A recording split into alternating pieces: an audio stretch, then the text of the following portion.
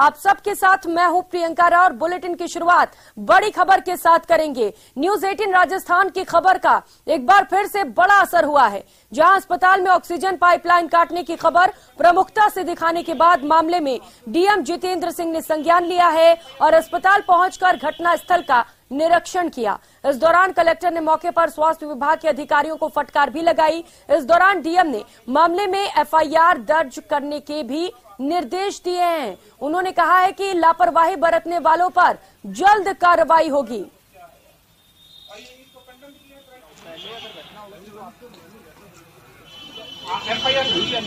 यहाँ जो शिशु अस्पताल है, इसमें ऑक्सीजन की जो पाइप है उसकी चोरी की घटना सामने आई और इसके पश्चात हमने 6 लोगों की कमेटी बनाई। ये बहुत गंभीर मामला है, यह बच्चों की जिंदगी से जुड़ी हुई बात है।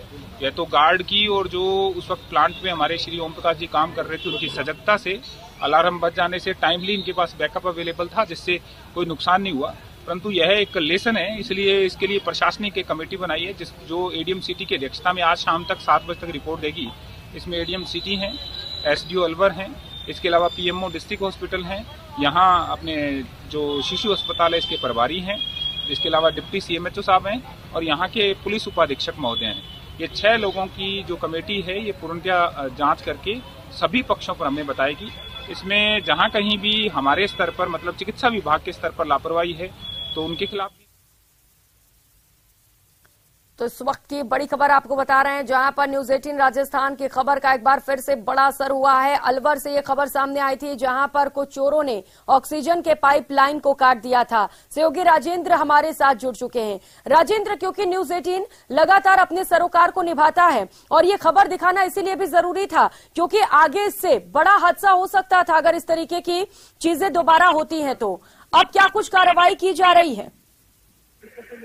जी, जिस तरीके का मामला है इससे कहीं न कहीं ये कहा जा सकता है कि गंभीर लापरवाही है कि किस तरीके से चोरों के द्वारा एक ऑक्सीजन पाइपलाइन को, जिससे 20 से अधिक बच्चे, जो वार्मर मशीन है, जो एफएनसी यूनिट जो है, जो गीतानंद शिशु अस्पताल, उसमें की जो गहन चिकित्सा इकाई है, जहां पर 20 से अधिक बच्चे, जो नवजात बच्चे हैं, वो भर्ती थे, जो उनकी ऑक्सीजन पाइपलाइन काट दी गई थी और उसके बाद मौके पर अफरा तफरी का माहौल मच गया। बच्चों की मौत हो सकती थी, लेकिन जो गार्ड चेतराम था उसकी गनीमत ये रही कि उसने सतर्कता दिखाई और जिला कलेक्टर ने उसका आभार जताया। कहा कि अगर गार्ड ने सतर्कता नहीं दिखाई होती तो आज ये बड़ा हादसा हो जाता और 20 बच्चों की जो जान है वो चली जाती। अब कलेक्टर ने निर्देश दिया है, सुबह तक चिकित्सा विभाग के अधिकारियों की तरफ से कोई एफआईआर दर्ज नहीं कराई गई थी।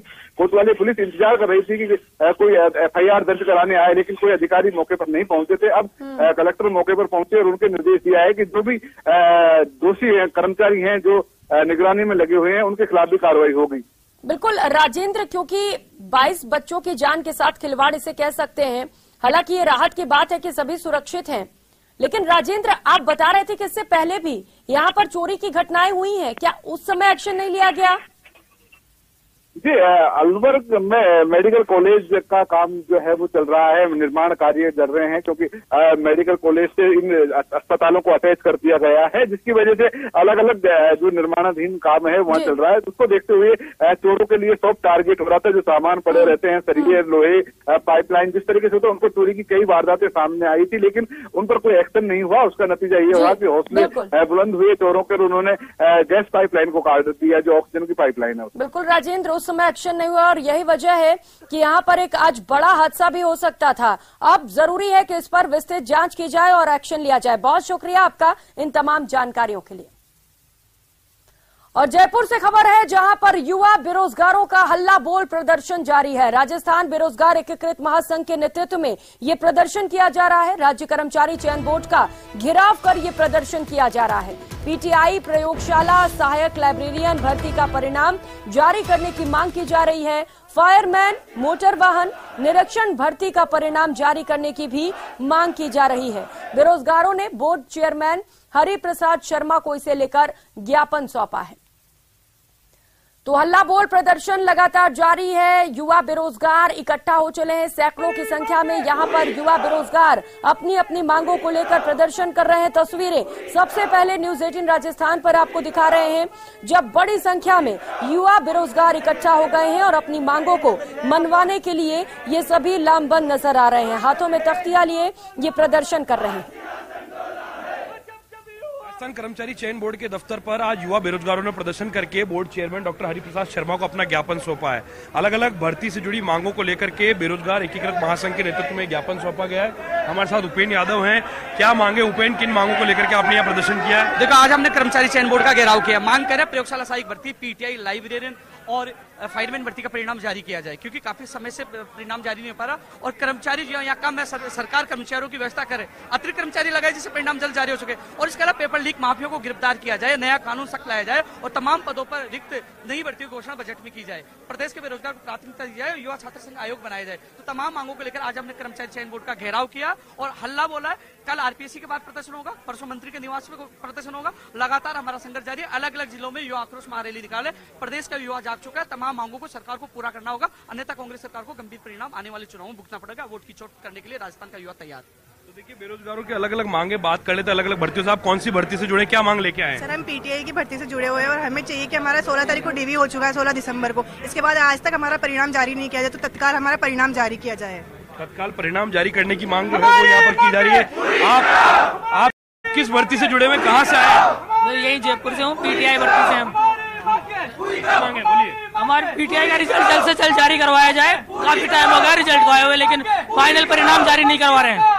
आप कहाँ से आए, क्या मांग लेके आए? मैं जयपुर से आई हूँ और मैं चाहती हूँ बेसिक कंप्यूटर निदेशक की जो सेकंड लिस्ट है, जिसमें सामान्य प्रक्रिया लगने वाली है, वो चाहती हूँ कि जल्द से जल्द हमारी जारी हो, ताकि फर्स्ट लिस्ट के साथ हमारी काउंसलिंग हो पाए। कैमरा पर्सन भवानी के साथ लवली वधवा, न्यूज 18 जयपुर। और खबर कोटा से है, जहां एक बार फिर बाइक चोरी की लाइव तस्वीरें कैद हुई हैं। घोड़े वाले बाबा सर्किल के पास एक शोरूम के बाहर से शातिर चोर चंद पलों में मोटरसाइकिल चोरी कर ले गया। वारदात शोरूम के बाहर लगे सीसीटीवी कैमरे में कैद हो गई। पीड़ित बाइक मालिक ने थाने को सीसीटीवी फुटेज सहित रिपोर्ट सौंप दी है, जिसके आधार पर अब पुलिस शातिर चोर की तलाश कर रही है। तो ये तस्वीरें आप देख पा रहे हैं, ये पूरी घटना वहां पर लगे सीसीटीवी कैमरे में कैद हो गई है, जिसकी फुटेज इस वक्त आपको दिखा रहे हैं। ये चोर बड़े आराम से सड़क किनारे खड़े बाइक को चुराता है और मौके से फरार हो जाता है। महज चंद पलों का वक्त इसे लगता है इस चोरी की वारदात को अंजाम देने में। अब पुलिस के सामने ये बड़ी चुनौती है कि चोर को आखिर कैसे पकड़ा जाए। तो कोटा से ये खबर आपको बता रहे हैं, जहां पर महज चंद सेकंड में एक चोर सड़क किनारे खड़ी बाइक चोरी कर बड़े आराम से वहां से फरार हो जाता है। कुछ लोग वहां पर आसपास आते जाते हुए भी नजर आते हैं, लेकिन किसी को इस पर डाउट तक नहीं होता है कि यहां पर चोरी की जा रही है। ओम प्रकाश सहयोगी हमारे साथ जुड़ चुके हैं। ओम प्रकाश, बड़े आराम से बाइक पर हाथ साफ कर दिया इस चोर ने, क्या कहना है पुलिस का? क्योंकि तस्वीरें कैद हो गई हैं, कब तक गिरफ्तारी होगी? देखिए, गिरफ्तारी के बारे में पुलिस फिलहाल जांच का विषय बता रही है और अभी तक ये कहा जा सकता है कि इस मामले में कोई सुराग हाथ नहीं लग पाया। लेकिन कोचिंग नगरी में इस तरह की तस्वीरें आम बात है, लाइव तस्वीरें सामने आती रहती है। चोरी की वारदातें जो लगातार है वो बढ़ती जा रही है। फिलहाल गुमानपुरा थाना पुलिस पूरे मामले की जांच करी। शहर के घोड़े वाले बाबा सर्किल के पास एक शोरूम के बाहर से सातिरा अंदाज में ये चोरों ने चंद पलों में बाइक चोरी की वारदात को अंजाम देकर फरार हो गया। हालांकि शोरूम के बाहर लगे सीसीटीवी में पूरी वारदात कैद हो गई, लेकिन ये कहा जा सकता है कि फिलहाल गुमानपुरा थाना पुलिस पूरे मामले की जांच कर रही है। लेकिन इस तरह की तस्वीर सामने आने के बाद पुलिस के अपराध नियंत्रण के दावों पर भी कई बड़े सवाल खड़े हो रहे हैं कि आखिर चोर किस तरह से बेखौफ होकर इस तरह की वारदात को अंजाम देकर फरार हो रहे हैं। फिलहाल गुमानपुरा थाना पुलिस पूरे मामले की जांच कर रही है। बिल्कुल ओम प्रकाश, और सवाल तो यही है ना कि चोर इतने बेखौफ कैसे हो सकते हैं जहां पर दिन दहाड़े वो चोरी की वारदात को अंजाम दे रहे हैं। बहुत शुक्रिया आपका इन तमाम जानकारियों के लिए। और टोंक से मिल रही इस वक्त की बड़ी खबर आपको बता दें, बिसलपुर बांध में तीसरे दिन रेस्क्यू ऑपरेशन जारी है। एसडीआरएफ, सिविल डिफेंस की टीम और गोताखोर लगातार तलाशी में जुटे हुए हैं। पुलिस भी ड्रोन कैमरों की मदद से तलाश कर रही है। बिहार के रहने वाले 3 मजदूरों की तलाश लगातार जारी है। हादसे के 3 दिन बाद परिजनों ने इसे लेकर शिकायत दर्ज कराई थी। परिजन ने नाव पलटकर तीनों के डूबने की शिकायत देवली थाना अधिकारी जगदीश मीणा से की थी और इसे लेकर लगातार मॉनिटरिंग की जा रही है। दौलत सहयोगी हमारे साथ जुड़ चुके हैं। दौलत, काफी टाइम बीत चुका है, कई दिन बीत चुके हैं, लगातार रेस्क्यू ऑपरेशन जारी है, कुछ पता चल सका है क्या अभी? देखिए, मैं आपको बताना चाहूंगा प्रियंका, 3 दिनों से जो ये सर्च ऑपरेशन है ये पुलिस के लिए गुत्थी बनकर रह गया है जी। 6 दिन पहले यानी 31 जनवरी को हादसा होने की बात सामने आ रही है और 3 दिन पहले जब मजदूरों के परिजनों ने देवली पुलिस को शिकायत दी थी कि 6 लोग मछली पकड़ने के दौरान गए थे और नाव पलटने से 3 लोग डूब गए। लगातार एसडीआरएफ, सिविल डिफेंस, पुलिस की टीम और स्थानीय गोताखोरों के साथ बिसलपुर बांध जो है उसकी खाक तानी जा रही है। एडिशनल एसपी जो है राकेश कुमार बैरवा मालपुरा के, वो भी अभी थोड़ी देर पहले बिसलपुर बांध पहुंचे और एसडीआरएफ की जो टीम सर्च ऑपरेशन कर रही है नाव में बैठ करके लगातार मॉनिटरिंग कर रहे हैं। उधर वो परिजन जो है मजदूरों के वो भी मौके पर ही है, उनसे भी पुलिस लगातार बातचीत कर रही है कि क्या उनसे बातचीत कब आखिर बार हुई थी। क्या दरअसल जो हमारी बातचीत सभी पक्षों से हुई तो ठेकेदार जिसकी बात सामने आ रही है कि उसके मजदूर जो है वो डूब गए और उसने लापरवाही बरती है, तो उनसे भी बातचीत, उनका ये कहना है कि कुछ कई बार ऐसा होता है कि मजदूर बिना बताए अपने घर यानी बिहार चले जाते हैं। जो स्थानीय जो ठेकेदार है वो कई बार उन पर जो प्रेशर डालते हैं या उनको परेशान करने, लेकिन कहीं ना कहीं जो चीज है लगातार जो ऑपरेशन चल रहा है उससे लग रहा है कि पुलिस अभी उसी एंगल पर जांच कर रही है। एक परिजन ने बताया कि बांध के किनारे ही एक जो मजदूर है उसकी जैकेट है वो यहाँ तैरती हुई मिली है, तो कहीं न कहीं डूबने की जो आशंका परिजनों ने जताई थी वो उसी एंगल से पुलिस जांच कर रही है। और पुलिस का पूरा जो महकमा है टोंक का, एडिशनल एसपी मालपुरा, सीओ जो देवली है, सीओ के अलावा जो देवली थानेदार है जगदीश मीणा, वो पूरी मॉनिटरिंग कर रहे हैं। पुलिस के जो ड्रोन कैमरे की मदद अगर ये से घर गए होते तो शायद घर वालों से संपर्क भी करते, कुछ पता चल पाता, लेकिन पता नहीं चल पा रहा। इसका मतलब हो सकता है ये यहाँ पर डूबे हुए हो। हालांकि रेस्क्यू ऑपरेशन भी जारी है, आप नजर बनाए रखिएगा। बहुत शुक्रिया आपका इन तमाम जानकारियों के लिए। और डूंगरपुर के धम्बोला में मंदिर के पास एक युवक का शव पत्थरों के नीचे दबा हुआ मिला है, जिससे इलाके में सनसनी फैल गई। युवक के शरीर पर कई जगह पर घाव के निशान भी पाए गए हैं, जिससे युवक की हत्या की भी आशंका बनी हुई है। शव मिलने के बाद लोगों ने पुलिस को इसकी सूचना दी, जिसके बाद मौके पर पहुंची पुलिस ने हत्या की आशंका जताते हुए मामले पर जांच शुरू कर दी है। बता दें, युवक के ऊपर कई पत्थर पड़े हुए थे और पत्थरों के नीचे युवक का शव दबा हुआ था। पुलिस ने कड़ी मशक्कत के बाद युवक के शव को बाहर निकाल लिया है। मृत युवक मणिलाल का रहने वाला था और मजदूरी का काम करता था। तो पुलिस के लिए अब ये गुत्थी बन चुका है कि आखिर इसकी हत्या किसने की, क्योंकि जिस तरीके से शव बरामद किए गए हैं बताया जा रहा है कि पत्थरों के ढेर के नीचे युवक पड़ा हुआ मिला है। इसे लेकर अब लगातार पुलिस की ओर से जांच भी की जा रही है। इस शव को देखकर पूरे क्षेत्र में हड़कंप मचा हुआ है। बड़ी संख्या में लोग इसे देखने के लिए वहां पर इकट्ठा हो गए। तस्वीरें आप देख पा रहे हैं, शव मिलने की खबर जैसे ही मिली बड़ी संख्या में लोग उसे देखने के लिए पहुंच गए। हमारे साथ सहयोगी जयेश पवार जुड़ चुके हैं। जयेश, कहां तक ये जांच पहुंच पाई है? क्या कुछ पता चल सका है कि हत्या हुई है, किसने की है? देखिए, प्रथम दृष्टया जो मामला है वो हत्या का ही लग रहा है, क्योंकि शव जो था वो पत्थरों के नीचे दबा हुआ था और शरीर, उस मृतक के शरीर पर जगह जगह चोटों के निशान है। ये पूरा जो मामला है वो धम्बोला थाना क्षेत्र में पीठ सालारेश्वर मंदिर के पास का है, जहाँ पर कुछ ग्रामीणों ने पत्थरों के नीचे शव को दबा देखा। इसके बाद पुलिस को सूचना दी, पुलिस मौके पर पहुंची और पत्थरों को हटा करके शव को बाहर निकाला। तो ग्रामीणों ने उसकी पहचान भंडारी निवासी मणिलाल पुत्र रणछोड़ डामोर के रूप में की है। मणिलाल पेशे से मजदूर था और कल मजदूरी करने के लिए घर से निकला था। इसके बाद देर शाम तक वापस नहीं लौटा था और परिजन मणिलाल की लगातार तलाश कर रहे थे, लेकिन उसका कहीं सुराग नहीं लगा था। वहीं आज उसका शव मिला है। हत्या की आशंका को मानते हुए पुलिस ने बांसवाड़ा जिले से एफएसएल टीम को मौके पर बुलाया है।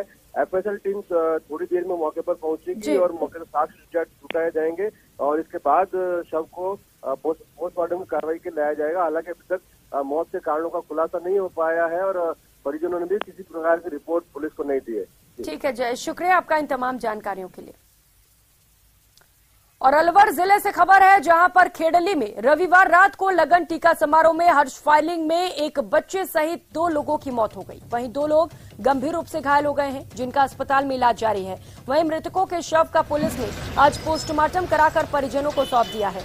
घटना के बाद सीओ कठुमर अशोक चौहान और खेडली थाना पुलिस मौके पर पहुंची और मामले की जांच शुरू हो गई है। लगन टीका का कार्यक्रम चल रहा था, उसी समय खुशी के रूप में हर्ष फायरिंग जिसकी बोलते हैं वो हुई और उसमें 4 जनों के छाती में गोलियां लगी जी। एक बच्चा और एक महिला की मौके पर ही मृत्यु हो गई। 2 घायल हुए हैं। जो घायल हुए हैं उनको रेफर कर दिया गया है और जो एक्सपायर हो गए उनकी पोस्टमार्टम की कार्रवाई चल रही है। उधर बारां में पत्नी की मौत के दुख में एक सरकारी अध्यापक ने खुदकुशी कर ली। मृतक जोधपुर में कार्यरत था और बारां में अपनी मां और भाई से मिलने आया था, जहां उसने कमरे में फांसी लगाकर खुदकुशी कर ली। सूचना मिलने पर पुलिस मौके पर पहुंची और मृतक को फंदे से नीचे उतारा और शव का पोस्टमार्टम कराकर परिजनों को सौंप दिया है। बता दें 2 महीने पहले बीमारी के चलते मृतक की पत्नी की मौत हो गई थी, जिसकी वजह से युवक दुखी था। आज दिनांक 5/2/23 को करीब 3 साढ़े 3 बजे करीब सूचना मिली कि हाउसिंग बोर्ड के मकान नंबर 2/17 में अंकुर प्रधान नामक व्यक्ति ने फांसी लगा ली है। इस पर रवाना होकर वहां पहुंचे। कमरे का किवाड़ अंदर से लगा होने के कारण खोलकर अंदर देखा तो पंखे से फांसी लगाकर लटका हुआ मिला, जिसको उतारकर हॉस्पिटल अंतर लाए। यहाँ पर डॉक्टरों ने मृत घोषित कर दिया। और खबर कोटा से है, जहां खातौली थाना क्षेत्र के केथुदा गांव में लाठियों और डंडों से पीट कर एक महिला की हत्या करने के मामले में एक नया मोड़ सामने आया है। दरअसल मामूली कहासुनी को लेकर 2 पक्षों में विवाद इतना बढ़ गया कि महिला को मौत के घाट उतार दिया गया। विवाद के बाद एक पक्ष के लोगों ने घर में घुसकर महिला से लाठियों और डंडों से मारपीट की। सूचना मिलने के बाद पुलिस मौके पर पहुंची और शव को कब्जे में लेकर अस्पताल की मोर्चरी में रखवा दिया। पुलिस ने 2 पुरुष और 1 महिला के खिलाफ नामजद हत्या का मामला दर्ज किया है। फिलहाल पुलिस पूरे मामले को लेकर जांच में जुटी है। उधर बीकानेर में चलती कार में अचानक से आग लग गई। कार सवार 3 लोगों ने कूदकर अपनी जान बचाई है। महाजन के अर्जुनसर में NH 62 की एक घटना है, जिसकी तस्वीरें इस वक्त आपको दिखा रहे हैं, जहां पर एक चलती कार में अचानक से आग लग गई। पुलिस ने लोगों की मदद से आग पर फिलहाल काबू पा लिया है। शॉर्ट सर्किट के चलते बताया जा रहा है कि इस कार में आग लगी थी। तो बड़ी राहत की बात यह है कि जो 3 लोग इस कार में सवार थे, उन्होंने कूदकर अपनी जान बचा ली है और फिलहाल आग पर काबू पा लिया गया है। बताया जा रहा है कि शॉर्ट सर्किट की वजह से इस कार में आग लगी थी। और झुंझुनू के बाकरा रोड पर एक युवक ने चाय की थड़ी चलाने वाली महिला से मारपीट की, साथ ही उसकी थड़ी में भी तोड़फोड़ की। घटना थड़ी के सामने दुकान में लगे सीसीटीवी कैमरे में कैद हो गई। मारपीट और तोड़फोड़ करने का ये वीडियो अब सोशल मीडिया पर वायरल हो रहा है, जिसमें देखा जा सकता है कि एक युवक हाथ में डंडा लेकर थड़ी में तोड़फोड़ और महिला से मारपीट कर रहा है। वहीं कुछ युवक बीच बचाव कर समझाइश करते हुए भी नजर आ रहे हैं। पीड़ित महिला ने थाने में मारपीट और थड़ी में तोड़फोड़ का मामला दर्ज कराया है, जिसके आधार पर पुलिस ने जांच शुरू कर दी है। तो दबंगों की दबंगई का ये तस्वीर आप देख पा रहे हैं, जहां पर कुछ दबंग एक दुकान पर पहुंचते हैं। चाय की थड़ी बताई जा रही है, जहां पर पहुंचकर महिला के साथ मारपीट की गई और जमकर तोड़फोड़ की गई। तो वहीं राजसमंद के देलवाड़ा से इस वक्त की बड़ी खबर सामने आ रही है, जहां पर हॉस्पिटल की 4थी मंजिल से एक मरीज कूद गया, मौत हो गई है। अनंता हॉस्पिटल से खबर आपको बता रहे हैं, जहां पर मरीज ने आत्महत्या कर ली है। बताया जा रहा है कि मरीज को परिजन लेकर अस्पताल पहुंचे थे और इसी दौरान जब परिजन पर्ची कटाने के लिए काउंटर पर गए थे, तो वो बाथरूम के बहाने 4थी मंजिल पर जा पहुंचा और वहां से उसने छलांग लगा दी। तो सिर में चोट लगने की वजह से उसकी मौके पर ही मौत हो गई। पुलिस के मौके पर पहुंचने के बाद आवश्यक कार्रवाई की जा रही है। और कोटा से खबर है, जहां पर जवाहर नगर इलाके की वात्सल्य हॉस्टल की 6ठी मंजिल से गिरकर कोचिंग छात्र की लाइव मौत सामने आई है। मामले में अब नगर निगम की टीम ने निरीक्षण किया तो हॉस्टल में कई खामियां मिली हैं। हॉस्टल में फायर सिस्टम तक ठीक नहीं था, तो वहीं सुरक्षा व्यवस्था को लेकर भी कई बड़े सवाल खड़े हो रहे हैं। आज नगर निगम द्वारा हॉस्टल को नोटिस भी दिया जा सकता है। महावीर नगर इलाके में भी कल एक हॉस्टल में बने रेस्टोरेंट में आग लगने से हड़कंप मचा था। आनन फानन में कोचिंग छात्रों को बाहर निकालकर आग पर काबू पाया गया था। पैसों के लालच में कोचिंग इलाके में बड़ी बड़ी बिल्डिंग खड़ी करके कोचिंग छात्रों की जान से खिलवाड़ किया जा रहा है।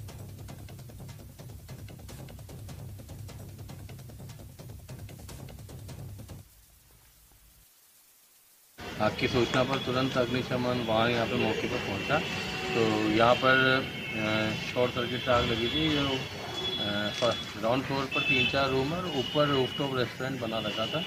उसमें काफ़ी मात्रा में एलपीजी सिलेंडर रख सकते हैं। जाने का रास्ता भी बहुत कंजेस्टेड है। तो पास में इन्होंने अतिक्रमण करके एक और शॉप को एक्सटेंड कर रखा है और अग्निशमन के कोई साधन भी नहीं है। इसको नोटिस देके 3 दिन का नोटिस देके। तो पैसों की लालच में कोचिंग संस्थान तो खोल दिए जाते हैं, लेकिन छात्रों की सुरक्षा के लिए यहां पर जो उपकरण मौजूद होने चाहिए वो नहीं रहते हैं। जब जांच की गई तो चौंकाने वाले मामले निकलकर सामने आए, जहां पर ना तो फायर को लेकर वहां पर सेफ्टी देखने को मिली और ना ही छात्रों की सुरक्षा को लेकर। और जयपुर से बड़ी खबर सामने आ रही है। बिल्डर समूह पर आईटी रेड मामले में एक और नया खुलासा हुआ है। आर्कटेक बिल्डर्स पर रेड में ये बड़ा खुलासा हुआ है। 30 से ज्यादा बड़े प्रोजेक्ट में ब्लैक मनी का इस्तेमाल किया जा रहा था। जयपुर, भिवाड़ी और कोटा समेत कई शहरों में इसका काला कारोबार फैला हुआ है। आयकर विभाग के हाथ ब्लैक मनी निवेश के महत्वपूर्ण दस्तावेज लगे हैं। 30% से ज्यादा ब्लैक मनी में कारोबार किया जा रहा था। राजस्थान में बिल्डर्स ग्रुप के 1000 करोड़ से ज्यादा के प्रोजेक्ट पर छापेमार में अहम दस्तावेज मिले हैं। तो जब्त दस्तावेजों में भारी अनियमितताएं सामने आ रही हैं। राकेश इस वक्त सहयोगी सीधे हमारे साथ जुड़ चुके हैं। राकेश, एक और चौंकाने वाला खुलासा, आर्कटेक का नाम भी अब शामिल इसमें बताया जा रहा है। क्या कुछ जानकारी इसे लेकर? बिल्कुल, देखिए प्रियंका, ये एक बहुत बड़े और एक सर्च राजस्थान में अब तक की सबसे बड़ी कार्रवाई साबित होने वाली है। लगभग 50 किलो से ज्यादा सोना छापों में अब तक पकड़ा जा चुका है। इस वक्त हम आर्कटेक बिल्डर्स ग्रुप पर खड़े हैं। यहाँ पर इनकम टैक्स डिपार्टमेंट की रेड लगातार जारी है। आयकर विभाग के अधिकारी यहाँ पर जांच कर रहे हैं और यहाँ जो लगभग आर्कटेक ग्रुप के 1000 करोड़ से ज्यादा के बड़े प्रोजेक्ट हैं, जिनमें बहुत बड़े पैमाने पर ब्लैक मनी के दस्तावेज मिले हैं। हम दिखा सकते हैं कि ये जो प्रोजेक्ट है, इतना बड़ा प्रोजेक्ट है जो अभी तक शायद राजस्थान में इतना बड़ा कमर्शियल प्रोजेक्ट कभी नहीं बना था और इसका लगातार कार्य जारी है। लेकिन ये जो कार्य चल रहा है, ये ब्लैक मनी के जरिए जो दस्तावेज आयकर विभाग के हाथ लगे हैं। मैं एक सबसे बड़ी बात बताना चाहूंगा कि जिस जमीन पर ये प्रोजेक्ट बन रहा है, ये अब से कुछ समय पहले न्यूज 18 राजस्थान ने खुलासा किया था कि ये बेनामी संपत्ति के रूप में खरीदी गई थी। इस जमीन को ऐसे लोगों के नाम से खरीदा गया था जिनके नाम पते गलत थे, जिनके एड्रेस गलत थे, और उनके बाद जो है इस पर कार्रवाई हुई थी। अब उसी जमीन पर जो प्रोजेक्ट खड़ा किया जा रहा है वो अब जांच एजेंसियों के दायरे में आ गया है। इनकम टैक्स डिपार्टमेंट को कोड वर्ड में डीलिंग के महत्वपूर्ण दस्तावेज मिले हैं। जो कई अधिकारी हैं, लगभग 17 बड़े अधिकारी हैं राज्य सरकार के और केंद्र सरकार के, जिनको आयकर विभाग समन जारी कर रहा है, क्योंकि उन्होंने जो निवेश किया है इस पूरे ग्रुप में वो बहुत बड़ा निवेश है। और चूंकि उसकी जानकारी जो आयकर विभाग के साथ साथ दूसरी जांच एजेंसियां हैं उनको नहीं दी गई थी, तो आयकर विभाग ने इस ग्रुप के जो दस्तावेज हैं, इसमें निवेश करने वाले लोग हैं, उनको उनकी पूरी फेहरिस्त और उनकी लिस्ट ले ली है, किसने कितना निवेश किया है।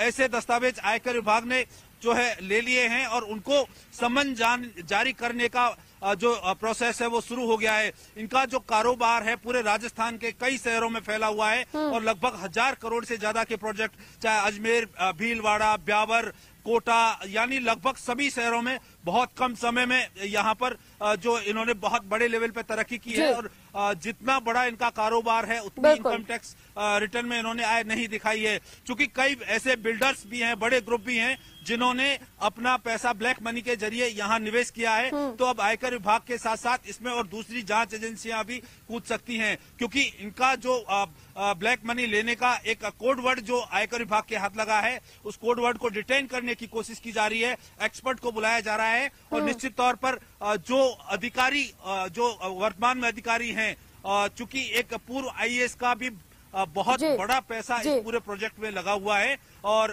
उन्हीं के नाम से बेनामी संपत्ति के जरिए प्रॉपर्टी खरीदी गई थी। तो अब आयकर विभाग की और राकेश, ये आप बड़ी बात कर रहे हैं कि कोड वर्ड का पता चला है जिसके जरिए ब्लैक मनी जुटाए जा रहे थे।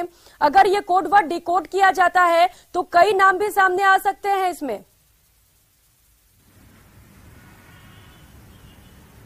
बिल्कुल, इसमें कई राज्य सरकार के वरिष्ठ अधिकारी हैं, जिनमें आईएएस भी शामिल हैं और जिनमें ये अधिकारी उन्होंने अपना जो पैसा दिया है तो एक पूरा सिक्योर तरीके से ब्लैक मनी को कैसे इन्वेस्टमेंट किया जाए उसके लिए यहाँ पर इनके जो कंप्यूटर हार्ड डिस्क हैं, इनके जो दस्तावेज हैं, उनमें कोड वर्ड मिला है। अब आयकर विभाग के अधिकारी एक्सपर्ट को बुला रहे हैं, ग्रुप के लोगों से पूछताछ कर रहे हैं, उस कोड वर्ड को तोड़ने की कोशिश कर रहे हैं और उसमें कुल कितना पैसा किसने कितना पैसा निवेश किया है उसकी छानबीन करने में यहाँ पर विभाग के अधिकारी जुटे हुए हैं। लगातार आयकर विभाग की टीमें इनके तमाम प्रीमाइसेस पर पहुंच गई हैं। वो जयपुर के अलावा दूसरे शहरों में जो इनके प्रोजेक्ट हैं और इनके कार्यालय हैं वहां से भी दस्तावेज जब्त किए जा रहे हैं। तो बहुत बड़े पैमाने पर आयकर विभाग की इस छापे की कार्रवाई में ब्लैक मनी का खुलासा होने की उम्मीद है, क्योंकि इस ग्रुप के एकमात्र इस प्रोजेक्ट में 500 करोड़ यानी 1500 करोड़ से ज्यादा के प्रोजेक्ट चल रहे हैं। तो किसने कितना निवेश किया है वो तमाम दस्तावेज आयकर विभाग की टीमें भी खंगाल रही हैं। बिल्कुल राकेश, एक बड़े पैमाने पर घोटाले का खुलासा हो सकता है और खुलासे लगातार होते भी चले जा रहे हैं और जांच जैसे जैसे आगे बढ़ रही है कई और खुलासे होते चले जा रहे हैं, कई और लिंक्स भी मिल रहे हैं। बहुत शुक्रिया आपका इन तमाम जानकारियों के लिए। और जयपुर से मिल रही इस वक्त की बड़ी खबर आपको बता दें, जहां पर बिजली और पट्टे की मांग को लेकर नौनिहालों का प्रदर्शन जारी है। नौनिहालों ने मुख्यमंत्री अशोक गहलोत के नाम पत्र लिखा है। हाई टेंशन लाइन के पास बसी कॉलोनियों में पट्टे देने की मांग की जा रही है। ऊर्जा विभाग की गाइडलाइन के बावजूद भी यहां पर पट्टे नहीं मिल रहे हैं। पट्टे मिलने से 20,000 परिवार लाभान्वित होंगे।